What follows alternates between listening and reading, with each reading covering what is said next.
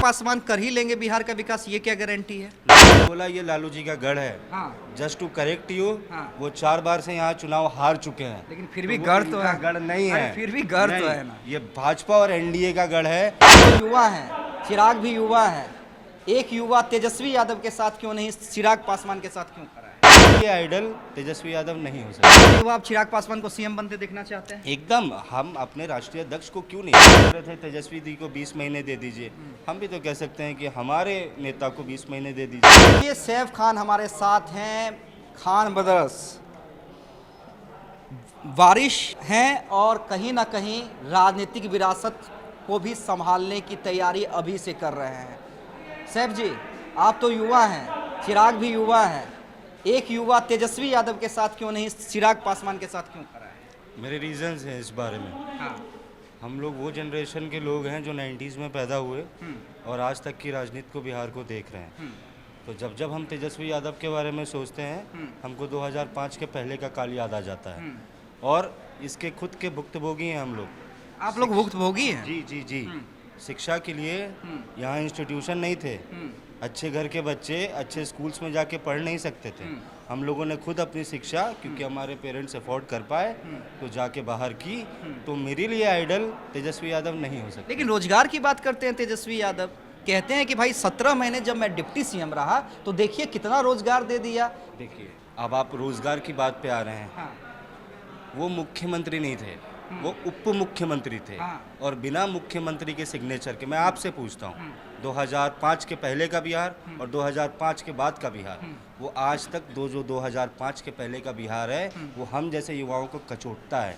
और मैं किसी एक ऐसी पार्टी या किसी ऐसे संगठन के पक्ष में नहीं बोल सकता हूँ, या किसी ऐसे नेता के पक्ष में जिनके अंदर मुझे आइडलाइज करने जैसा कुछ नहीं दिखता। लेकिन वो तो कह रहे हैं ना कि भाई जो पहले हुआ ठीक है, 20 महीने तो मुझे दीजिए, एक बार 20 महीने दे दीजिए, उसके बाद नहीं पसंद आएगा हटा दीजिएगा। हम भी तो यही सवाल कर रहे हैं ना कि हाँ। 2020 तक, आज 2025 तक हाँ। जिस प्रोग्रेस रेट से हमारा स्टेट प्रोग्रेस कर रहा है, हाँ। चाहे वो हाईवे हो, रोड हो, हॉस्पिटल हो, स्कूल हो, हाँ। बच्चों की शिक्षा हो, स्कूल हो, हाँ। हर सेक्टर में हाँ। बिहार ने अपने नाम को ऊंचा किया है।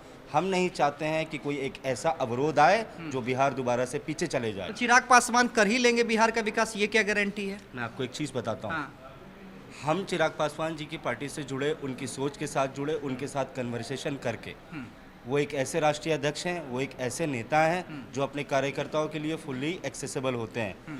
हमने अपना प्लान, क्योंकि मैं युवा हूँ, मेरी भी एक सोच बिहार के लिए है, तो मैंने अपने सोचों को अपने नेता के साथ डिस्कस किया है।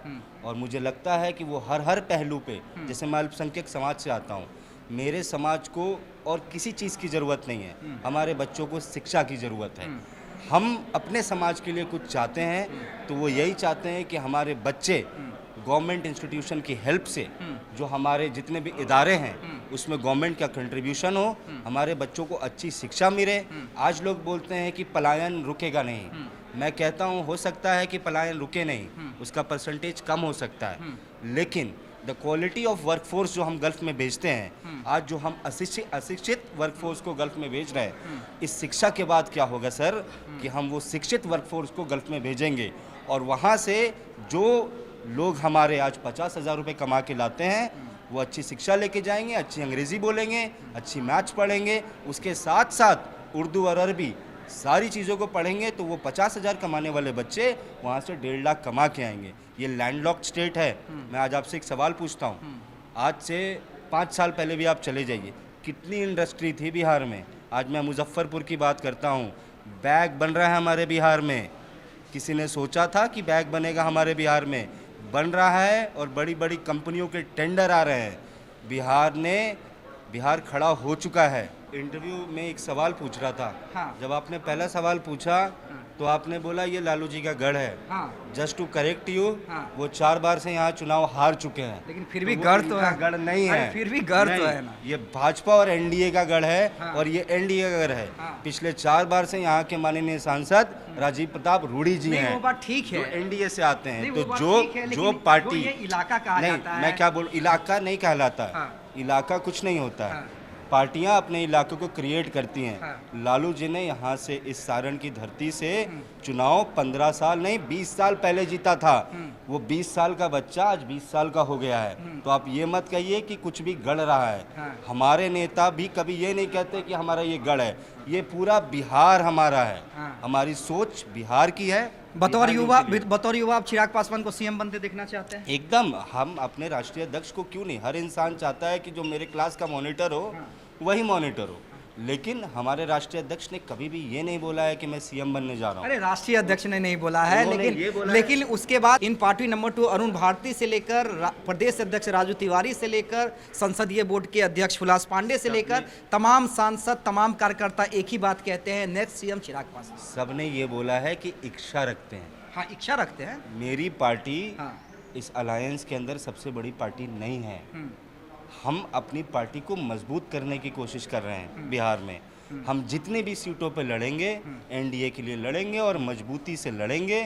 और हमारे नेता विधानसभा का चुनाव इसलिए लड़ना चाहते हैं कि हम जितने लोगों को वो आशीर्वाद देंगे उनको वो यहाँ रह के वो यहाँ लड़ेंगे, तो हमारा मोटिवेशनल फैक्टर कुछ और होगा। हमारे नेता केंद्र में हैं, वो काम कर रहे हैं, इच्छा रखते हैं, क्योंकि हमारी कन्वर्सेशंस में भी उन्होंने हमेशा बिहार की बात की है। तो अगर हम उनको बिहार नहीं लाएंगे तो जैसे आप बोल रहे थे तेजस्वी दी को 20 महीने दे दीजिए, हम भी तो कह सकते हैं कि हमारे नेता को 20 महीने दे दीजिए, शायद वो दूसरा मौका उनको दोबारा मिलेगा नहीं। चलिए देखिए, अगर चिराग पासवान को 20 महीने मिल जाते हैं तो तेजस्वी को फिर कभी मौका नहीं मिलेगा, ये कहना है एलजेपीआर के इस युवा नेता का, जो खान ब्रदर्स की विरासत को आगे बढ़ा रहा है। एलजेपीआर में देखिए, मैं फिर कह रहा हूँ, एलजेपीआर में ऐसे युवा नेता जो शिक्षित हैं, जो युवा हैं और वो जो बात कह रहे थे उसे समझिए। बिहार को आगे बढ़ाना है और बिहार को इनके हिसाब से चिराग पासवान आगे बढ़ा सकते हैं।